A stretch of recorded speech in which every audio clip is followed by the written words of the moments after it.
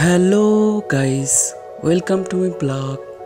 সরস্বতী পূজা 2024 প্রতিবারের ন্যায় 2024 সালেও আমাদের কলেজে সরস্বতী পূজা হয়েছিল।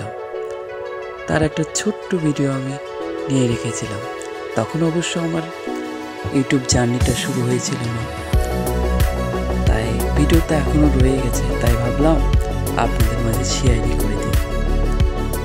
যদি ভিডিওটি আপনাদের ভালো লেগে থাকে তাহলে আমার চ্যানেলটি সাবস্ক্রাইব করে দেওয়া এবং ভিডিওটিতে লাইক, কমেন্ট, শেয়ার করুন। ধন্যবাদ।